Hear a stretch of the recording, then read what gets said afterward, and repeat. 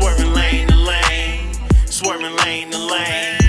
And you know we ride clean with the whip on swing, with the whip on swing. Hey y'all, man, welcome back. Another episode of Gift the Gab. As y'all see, this is Thad. This is my boy Keith Wavy. Something new bringing y'all today. Today we're gonna do a little something on my Dream Chaser series. Try out something a little different. One good thing about us, and here, Relinquish, we all about people being free, releasing themselves, and going after what they want. So the Dream Chaser series is all about that. Now I want to hear people talk about their dreams, talk about how they got there, and also too, let's we black folks help each other out, man. You know what I'm saying? Like let's help each other out and make there, man. So Jarrell. Legal name. I met you at work, bro. We was working together, and bro, I remember the first time you had came out. I know your original name was, Jarrell, remind me, that was the play on Superman, right? So I'm named after Superman's dad, so I played that name up. Yeah, that's where I got the Jarrell from. Yeah. So tell me, like, what led to your transition? Like I said, start off calling you Keith Wavy. Mm-hmm. What happened from that transition to Jarrell to Keith Wavy? I just felt like Jarrell was like locked into Virginia. You know what I'm saying? So like we had a different style and a whole nother wave when we was in Virginia. It was more trap. You know what I'm saying? And we had a big song called Corleone that like was ringing in Virginia. But when I moved out here, the scene was a little different. You know what I'm saying? And I felt like I had to adapt to my new surrounding when I moved from the 7-5 to Atlanta. So the Keith Wavy came about because I knew I wanted to move away from the trap music and do something more mellow, more laid back. Currently my favorite rapper, so I was like, I wanted to do something more in line with like, okay, this is my vibe. And then the Keith Wavy came up because I was like, yo, I want to sing too, you know what I'm saying? So it started with like, I was like, yo, it's like a play on Keith Sweat, like, and then I was like, Keith, like Swavy, just Keith Wavy, yeah. And so that's how I kind of came up with it, Keith Wavy, and like incorporated the singing into it. So yeah. Let me ask you this, right? Like you talk about that transition from when you was in Virginia to when you came down here to the A. Tell me, like, what in your opinion, right? You're the artist. Like, tell me your opinion. What's the difference in the sound and why you felt like you need to make that change? Like I felt like the trap scene was already a scene here. You know what I'm saying? Like they already had that on lock, and the thing was in VA, we was trying to make a sound that was a little more commercially viable, something that we figured we could get on the radio, get some airplay, because we in college at the time. Big shit. I mean my crew, SB, so that's me, Sir Dolo, T Cook, and Mel, my homeboy making a Mel. So, so back to the transition, when I came down here, I felt like Atlanta was more open to more music. Okay. And so when I switched that sound, they like instantly picked up on it. Like it was like, cause what I was doing at first was just cool. Like people was like kind of listening, kind of not. They was like, oh yeah, we know he can rap, but it ain't really like vibing in a sense. So that's why I made the switch. I was like, man, Atlanta, different scene. They rock with a lot of different music. So I was like, man, you know what? If any time to switch, now's the time to make that switch. I ain't gonna lie there. I remember when you first played me your music. Instantly, I was like, this nigga can spit. Like, this nigga goes, right? Cause I ain't gonna lie, right? Like, what you did at work, at our old job, you was mainly doing like a lot of stuff on the computer work, right? Yeah. So like, I saw you like at this computer dude, like being a real nigga. I was like, computer, like that's my nigga Jarrell, man. He's for computer. She's like, you like, hey, that I rap. I'm like, go on, send me the link, bro. Listen to this link, bro. But bro, I ain't gonna lie, I clicked the link and I'm like, this nigga actually spitting it. But one thing I will say, like, listen to your newer stuff now, like with the Keith Wavy. I definitely feel like you at home. Yeah. Right, you know what I'm saying? Like I feel like when I listen to your music, you at home, you right when you in. Like I feel like every time you on the track, bro, it's like, oh, this nigga is bad. Like, you know what I'm saying? Like, me playing ball, right? Like, playing football, like, every system has a particular way that it works for a player, right? Absolutely. Same way, like, I feel like you found your system that works for you. Because even with your singing, bro, that shit really do be harmonized. Like, the shit ride, bro. Like, I remember, like, ain't a lot of songs I really fuck with his point of view, bro. Okay. I fuck with point of view, bro. Cause like, this the whole story behind it. And to me, the one thing I like about you is cause I feel like some artists, they do the singing, but I feel like they push it on you. Okay. Yeah, but you, I don't feel like it's that. I feel like it's real smooth, right? I don't feel like when I listen to your whole song, I'm like, I'm like, damn, he was singing. Cause it's You know so what I'm saying? smooth Like, and ride with it. Like, bro, that wavy shit was perfect for me, bro. Like, your music is like great riding music. I appreciate that, bro. But I want to get back to the artistry, bro. This is something I always wanted to ask the artist, bro. Like, tell me, what is your process in making a project? Like, how do you go about it? What is your thinking process behind it? Like, I always wondered, like, how do niggas just go in the studio and pop out songs, bro? Like, what put you in the mindset? For sure. I mean, for me, it's more like I pick a topic. Okay.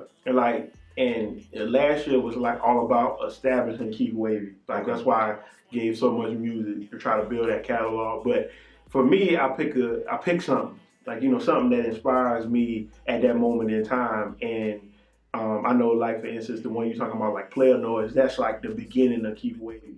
And so I try to, like, work people into it. That's why I listen to Slide every day. It sounds a little different than the rest of it. You listen to those two songs, they kind of sound a little different than the rest of the project. So it's like I was trying to ease people into it. But for me, yeah, everything is kind of centered around, I try to rap about my life, more or less. You know. Like I say, I don't rap about shit I ain't living. living. Right, yeah. You know, I'm rapping if I ain't living. So more or less that's what it's all based on. But usually I pick something. So like for me, what inspired my new album, Cruise Control, was just like I just got a Camaro. So like that like inspired, like, you know, I want to make all riding music, you know, for anybody riding clean. Bro, you know, I ain't gonna lie. When I heard your joints, bro, first thing I said, this is like some perfect ass ride music. Yo, like, right, real, first thing I said, I real these. I was like, ride music. Okay, I said, that's what you go for. My bad, I didn't cut you off. I was like, nah, that's exactly what I thought about. That's good, and I'm glad you got that feeling because that's what I want to bring. Is just on every tape, I like want to bring that vibe. Like it's something you can just throw on, like you don't even really got to know too much about, like, you know, what was going on behind it. You can throw it on and then instantly pick up all those things. Like, oh yeah, I rock with that. I like that line. And you know what I'm saying? So, each tape, something inspires it. Like Peaches on the Beach with Mel, that was bridging the two worlds together. Right. Yeah, you know, Atlanta, Virginia, me coming from that Atlanta perspective, Mel coming from the VA perspective. And so so it's usually just something like, and then I spitball from there. Yeah, you but I ain't gonna lie, bro. Your squad is solid. Like, listen to the features you got on there. Because one thing I respect about you kind of give me that feeling of, I respect you actually shouting your team out, right? Oh yeah. Like a lot of people, they get on the scene, it's almost like they forgot where the team they came from. So respect for you from that. But your squad nice, bro. Like Mel, I can't remember what his name is, but it's like something where he kind of reminds me of Pac when he spit. Oh, you talking about my boy MDS, Modern Day Song. I knew it. Yo, you got that Pac reference twice now. Bro, I was listening to it. I was like, this nigga a Pac sample? Yeah, that's right. But like, bro, he spit, bro. But also too, it's like, I like your sound is like, you do a good job of you'll get with another artist. Cause like I said, dude sound like Pac. Y'all sounds ain't similar. Right. But y'all did a good job of making a song. You meld your sound like the other dude meld. Like one thing I like about you is I can tell you're very versatile with the artists you can work with because you do a good job of melding your sound with it. That's what I got from hearing from it. But I want to get back into your artistry, man. Like I know you said Currency is your favorite rapper. Like real talk, man, who made you realize like shit I can pick up this mic and do this shit, or just made you think, damn, that's what I want to do? Oh man, that's a great question, man. Actually, who really like. So, like, because, you know, like, when we coming up, all the rappers was, like, gangsters. Right, yeah. You know what I'm saying? 90s. Right, yeah. So, you know, I didn't really see another lane until, like, Spitter came along, until Currency came along. Okay. Like, where he kind of switched from the gangster rap to more, like, lifestyle rap. Yeah. And so, like, but the one artist that kind of put the battery in my back and was like, okay, I can do this. Like, this is Wiz. Like, you know, Wiz. Because, like, I hear that. I hear the influence. Yeah, absolutely. So, like, because Wiz made me realize, like, I saw him, like, from the beginning all the way to the top. And he made me just realize, like, yo, there's a lane for this, not only underground, but, like, mainstream, too. Because Wiz is doing this thing in a way, you know, in a different way that Currency is. So, but, yeah, Wiz definitely made me be like, yo, I can do this. Right. I can do it. And then also, I like that part about the team. That also showed me, like, just watching his rise, like the day-to-days and stuff like that. Yeah, I was on Drop Taylor. Right, yeah, absolutely. And that's where that home team pride kind of comes from for me. Like, I knew, you know, one thing in hip hop. It's one thing for the artist, but the crew is just as big. Yeah. You know, we know DMX, but he got Rough Riders. You know, we know Method, but he got Wu-Tang. You know, so the crews are just as important. So that's where that comes from. So let me ask you this, right? I'm gonna put you on the spot. Okay, for I'm gonna sure. put you on the spot, for sure. right? So we talking about who inspired you. Yeah, right. If I had to tell you, create me a Mount Rushmore of rappers. Like this is your own personal Mount Rushmore. Man. That put you on the spot. Oh, Good. That's yeah. what I wanted to do. Oh, if you had man. your Mount Rushmore, right? God. This is your personal Mount Rushmore. Not no like fuck what everybody else thinks. Okay. It's yours. Okay. Give me 4 folks. At least give me 3. Okay, I can give you 4. Okay. Currency's up there. Nah, that's already. Splitter's up there. Okay. Snoop Dogg is next. Snoop Dogg is next. Guru from Gang Stars number 3. He played until my side. You about your right. Yeah. That ain't somebody normally would know. Oh, right. Yeah, right. Yeah, you gotta know. Okay. Yeah, because he influenced me in a different way. And we probably touch on that later, but he influenced me in a different way. And then last, I know it's supposed to be 4 people, but they are groups on one camera is 1, and then UGK. I can't mad at that. I can't mad at that at all. But you know, bro, interested about the people that you name. Mm-hmm. Listen to your sound. Mm-hmm. I can tell each piece of them dudes where you got it from. Mm-hmm. I can definitely tell. Mm-hmm. But let me ask you this, right? Like with your Mount Rushmore, I know you said you brought up. How did he inspire you? So Guru inspired me.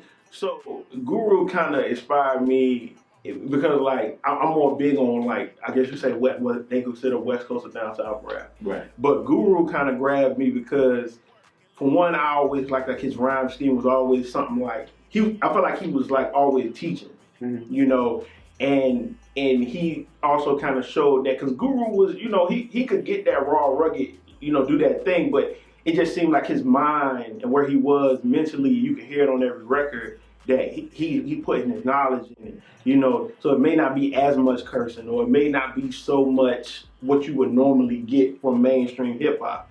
And that part of him is what really like influenced like my style. So that's why I like a lot of my duality in it. Yeah, right. And that's why a lot of my music is just real laid back. You might not hear nothing too crazy, that's you true, know. Yeah, you know what I'm saying? I might slide some slick little references in and stuff, but so that's how he kind of influenced me, yeah. That's yeah. I feel on that. Yeah. Something else I want to talk to is what I feel like makes an artist, right? Like I feel like at certain points, of course, the talent, you gotta be able to make the music overall, absolutely. right? Also, too, man, something I've known you since day one is your fashion. Oh, right? Because I feel like that is something that artists have. Like maybe it's not like you might not be the for example, there's a difference between how Cole dress, J. Cole dress, and then how like Diddy dress. Oh yeah. Right. For example, it's a difference, right? They all have their own lane, but they have their own swag. So something I wanted to ask you is like, where your swag come from, bro? Like you always just like this since day when I know you. So I wonder, is this something you've always done, or is this something like moving to Atlanta influenced the fashion? I mean, honestly, I'm gonna have to come clean. I can't take no credit for my fashion direction because a lot of it I got from my pops. Okay. That's just up top. Like, you know, like a lot of the styles and stuff. Like I still got clothes of his from when I moved here. Like he wore back in the day that I still wear now. And people I get mad compliments on it now, but they don't know like these vests and these sets are like 20, 30 years old, right? Like, you had never told me that. I would have never told you. All right, yeah, no. And I know it's like, so like, if you don't know my pops, like, you wouldn't notice it, but like, you know, even down to like how I'm in the sneakers, how I'm in the J's and stuff like that. Like, I got all that from my pops. Like, all my fashion tips I got from my pops. If you see my parents, they pretty fly. So, you know what I'm saying? So swag weren't family. Yeah. They pretty fly. Yeah, I gotta and you know, I just kind of took it and made it for myself. But like, my pops would give me a lot of pointers on like, you know, like if I would see a style or something, I'd be like, yo, pops, like, how you think? And he'd be like, well, yeah, they used to do it like this back in the day, so you can do this, but then you can put your own little spin on it. So that's where I can't take no. Is that a hat thing? The hat thing you got it from him too? I know you always wearing a hat. You know, my dad's not super big on hats. He wear hats sometimes, but the hat thing, I think I just kind of picked that up on my own. Like, you know what I'm saying? Always in a hat. I mean, I was like, I'm bald, so, you know, it's not like I can get waves and stuff. So, you know. Right. So, you know, I was like, well, I can jazz that up by just always keeping something different on, you know. So I switch up the fitteds and stuff. And so I know you brought up your pops and things. Like, how do your parents feel about you when you said, "Hey, I want to be a rapper"? Like, I'm just being real. Oh, man. How they feel about that? They actually did not know I rap for like the first like, what, 2 years that I rap. Wait a minute, bro. You rap on down over 2 years? My parents did not find out. Because at the time, I didn't know what they would think. Yeah. You know what I'm saying? I knew that my music or the content wasn't crazy. Yeah. But I just didn't know. And I'm in college at the time. You know, you go to mom say, hey, mom, somebody be a rapper. Yeah. Think you gonna stay in school? Right, yeah. And you know, it's crazy you say that because I had to come clean because me at the time, me and Dolo had a show at the Norfolk Scope Arena back in Virginia, and we was performing at the Eastern Region basketball tournament at halftime. Yeah. And I had to leave, like, I had to tell her because I was like, I know this is gonna pop up somewhere and she's gonna find out because like Norfolk Scope is like, it's like we got the scope in the Coliseum, like how the dome is, you know, like the Benz is now. And I was like, yo, she gonna find out. So I just gotta go ahead and tell her, like, you know. Hey, mom, opportunity. They ain't a lot of. I will say this, though, like getting your parents seeing like you performing on that stage. I definitely do feel like it helped, right? Oh yeah, because at least they know. Oh, okay, like being real nigga, like, oh, he actually good at this. Right? Yeah. Let's see some of the success coming around. Right? Yeah, and that's how it was. Like, they didn't make more money coming to that show because they was like still in shock, like I can't believe it. And then we showed them the footage, but then when they came and saw me live, me, Cook, and Dolo, they seen us live at the Iguanas. It was one of our biggest shows at the time when my parents came, and that's when they was like, "Oh wow, like he really can do this." Like he's not playing, like he really can do it. So yeah, so that's when Now I'm about to run. I gotta run this back because I want to ask. You said you were doing it for 2 years and they didn't know. My parents didn't know. Where the hell were you recording? Yo. You know, most niggas say they recording at the crib, you know what I'm saying? So where would you record? So this is the thing, man. Yo, it's going to be a roundabout answer because a lot happened during this time period, and I'm trying not to forget because I'm trying to remember everything now. You know what I'm saying? But so what happened was we had a homeboy. You know a nigga about to always tell a story when they start what happened. Yeah. Do I was so what happened was me and Dolo at the time because this is like 2010. Okay. So Cook hadn't came in the fold. So you 11 years in the game then. Yeah. I got So Cook hadn't came in yet, and Mel hadn't came in yet, and this was just me and Dolo at first. Okay. And so we had this guy in our neighborhood, DJ Glenn, that he used to DJ, put together mixtapes and stuff like that. And he actually had the equipment. So we used to record with him and my other homie Big Charles upstairs in their apartment. Like, and I remember it's so funny. Right, and I remember it's so funny because it would be so hot in there. We would always have to open the window because the AC wouldn't, you know what I'm saying? Hey, so, when this video comes out, bro, as soon as that part comes out, Dream Chaser. Right.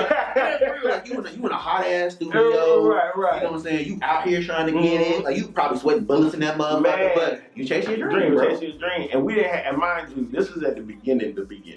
So we had no equipment, and we was rapping, like, you know how you got the MacBook with GarageBand? Yeah. But we didn't have no mic either. So we was just rapping into the computer's mic, like just rapping at the screen. Like, and so we really started like that. And then we finally did get a mic. And then we just went everywhere. We had like a mobile studio. We had the laptop Pro Tools on it. And we would just record everywhere. We would go to school, record in people's dorm rooms. We would record in my room, like before my parents came home. Like we would do, me and Dolo did so many different things, like to try to get this stuff done. But that's how we did it. And we did it like that for like about 2-3 years before we started like going to an actual studio. Mm-hmm. So let me ask you this too. Like, were you ever at a point where you were like, shit, I don't know if I keep doing this? Like, real talk, man. And I'm gonna keep it a buck with you, man. I go back and forth with it all the time. You know what I'm saying? It's because it's something I love to do, but you know how it always is when you're trying to come up. It's like, things may not be happening as fast or whatever. But the good thing about me, I will say, like the people around me hold me accountable a lot. Like my homegirl G, my pops do it too. Like my pops will do it all the time. He'll call me and be like, yo, I ain't heard no new music in a minute. You know what I'm saying? I thought Pops let you quit, bro. Yeah. Every time I talk to him, he always tells me that. So yeah. I mean, you always go back and forth with it, but for me, it's like, the people around me he was like, yo, and like my wife will tell me all the time, like, yo, you just getting better and better each time. Like, They about to let your ass quit. Yeah, they ain't about to let me quit. They just feel like I got too much talent, and they feel like the crew got too much talent.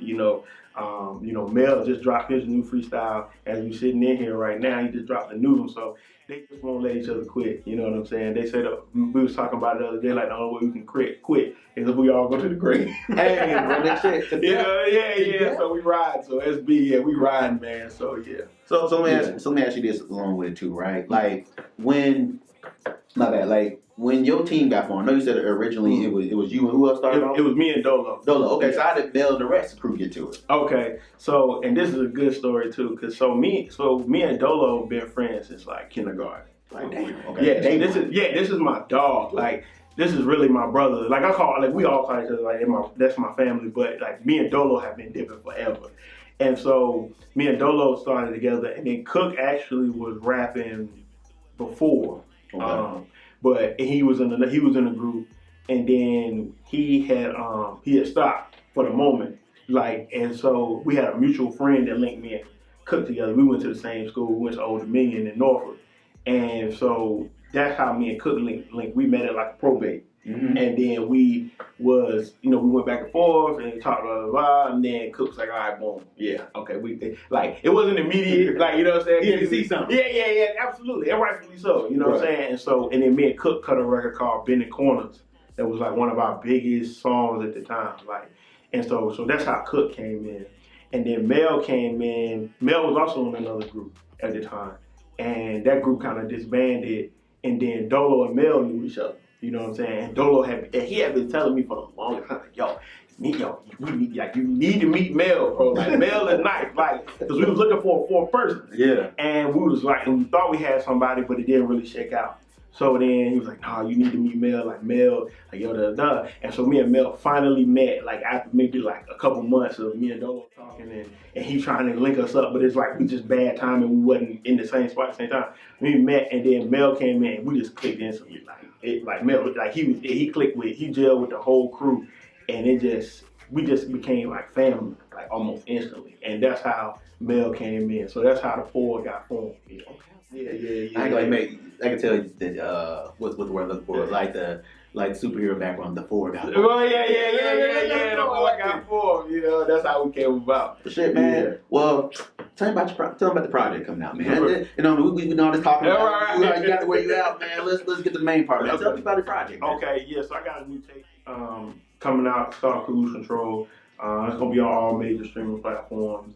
I got the home team up there. I got Mel, Chief Cook up there. It's probably gonna be close maybe around 8 songs, and and it's coming out, this quarter for sure. Probably in a couple weeks. Let me ask you this: when you making your projects, how do you know what songs do and don't make the cut? I know you said earlier you pick a topic, so it's like basically okay. Like you ever have a song that's like, damn, this song cold, but it don't fit the vibe of the album. Like does that happen all the time, man? I actually got right now I got 5 songs that's recorded that's done that's just not fitting the vibe or nothing yet. Yeah. And so for me, that's kind of what I do. I'll probably pick 10 beats. And then I realistically use 6 or 7 of those for the tape. Because I kind of got this thing where I just cut out filler. Mm-hmm. Any songs that I don't feel are hit worthy or noteworthy, I just get rid of those. I don't do a whole bunch of interludes and trying to just increase the length. I put what I know people want to hear or would want to hear on there. And so what I do is I record realistically maybe about 12 songs. And then I'll just, between me and my engineer solo, and my team, I send breakfast to Cook or something or Dolo, and they're like, yo, what y'all think of this? What y'all think of this? It's cool. I like that one. So I use that feedback to kind of gauge, and I send it to a bunch of people at random, not always the same people, so I get different perspectives, and then that kind of helps me chop it down to what I think should be on the actual project. Yeah. Okay, shit, man, we've been chopping it up, trying to think of shit. Oh yeah, we've been chopping it up, man. Yeah, man, first of all, man, before we close out, man, first of all, I appreciate you Let me get your time, man. For sure. Our first interview, man. So thank you for letting me get this time with you. Shit. To close it out before we go, I'm gonna ask you one question, right? Okay. If people come to a Keith Wavy concert, they gonna see you perform. Yeah. What should they expect? They're gonna expect like some real vibes, like a lot of good vibes. I definitely try to give people what they pay for though. Okay. So this ain't gonna be no sit on the stool performance. We going back and forth. We walking in the crowd. We talking. Y'all vibing. Y'all ain't staying on one spot. Just right. Okay. We vibing, man. And I got so you definitely gonna get like an experience. Like I pride myself on like high energy and crowd interaction and doing little things to keep them engaged throughout. Like sometimes, like for instance, like I feel like if they ain't lit enough, I'll cut the record. Like, yo, what's up? Like, you know what I'm saying? So crowd participation is really big for you. Yeah, and because that feedback is so important. Like, when like I feel like the true test of a record is when you get out there performing in front of people and you get that live feedback and you see like you can look them in the eye and see like, okay, like they liking it or like, nah, this ain't it. Like, you know what I'm saying? And so sometimes if I do shows, sometimes I'll keep the records I know that they want to hear in there, but then I'll sprinkle like a new record or two in there just to see what the feedback is. But yeah, you're gonna get some. It's gonna be fun, man. It's gonna be fun. It's gonna be laid back. Okay. Well, shoot, man. Close out, man. Tell the people your socials. How they can find you, bro. Oh yeah, you can find me on literally every social Keith.Wavy. So that's what it is. And tell them everything, man. Where they find the music, all splash. So yeah, so all the whole thing is you can find me all platforms, Keith.Wavy. I mean, literally wherever you consume music, Tidal, Apple Music, Spotify, Amazon, everywhere. Oh yeah, you know what I'm saying? And you can and then, for the crew, same thing, like, they got on all plats too. Dolo, Mel, Cook, Billy Vetti, Modern Day Stoner. I mean, they ain't in my crew too, but they like my Atlanta fam. Yeah, that's my Atlanta fam. So yeah, but we all on the same plats. You can find us anywhere. And definitely find me Keith.Wavy for sure. Instagram mostly. I don't really go on Twitter like that. Hey man, I appreciate first of all. Say again, appreciate you fucking with me. Appreciate y'all checking in. We out. Because really what you said ultimately was, what does Relinquish mean to you? So like, what does that even mean to you in the first place? And what you want to convey in our show? So like Relinquish, when I hear that and I think about what you guys have created and what it is to me. So a lot of times when we hear the term or we feel the analogy of like somebody being shackled or held down to whatever circumstance that is holding them down, we think about the cuffs actually being an exterior force that's wrapped around your wrist. Sometimes you are holding on to those things, and then when you relinquish it, let it go, you're free, right? So, but that is a process within itself. You create your own freedom, ultimately. You creating your own freedom. The freedom is there. You feel me? Like there's always going to be outside forces that influence you to behave as if you were in a trap. That ain't necessarily it. You know what I mean? So when I hear relinquish, you're letting go things that are holding you down from being free. Like literally, Erykah Badu bag lady, like let the bags go so you can fly. So that's what I hear when I hear relinquish. That's real, bro. I mean, that's ultimately what Relinquish what we try to convey. And ultimately, we're trying to let people know, like, your freedom is really your own. The freedom is there for you to obtain. The freedom is there for you to get it. But you have to let go so you can be free and fly away. So, I mean, really, just what you said, man. That's absolutely. So even when I think about what it is that we are in the journey of what we're trying to create, and this is a show, and it's so many. Let's not get beside ourselves and say that we're groundbreaking and we're doing something new with men talking about issues from a man's perspective. At the end of the day, that's what it is, right? But what I want people to know is that what I hope is different, or what we're even. I hope this isn't different, but I hope what is the message, what you get from us is, well, what we're saying isn't fact, and it may not be fact. No, it's not fact. Yeah, it can be based on facts, but it ain't fact. We're not getting the bullshit. And it isn't the truth. Right? This is our truth. This is what we feel to be true. This is what we think is, what is relevant. This is our moral scope. Mm-hmm. At the end of the day, you have to trust your own truth. You have to believe, you have to find what it is that you believe. And you have to live by that code. And hopefully that coincides with everybody else. And you just doing your part to make this world a better place. See, this is why you were one of the first people to take pictures of. You explained it perfectly. But no, I mean, nah, bro. I mean, I definitely do feel you in that. Like, ultimately, what we want people to get from Relinquish is really what you think it is. I mean, honestly, ultimately, it's about being free. Right. So, whatever your idea of being free is, that's what it's gonna be. So you gotta understand, like, Relinquish is as far as what you guys built. Like, you have to go straight to the source for that. But use Relinquish as a term, as a word, as a lifestyle.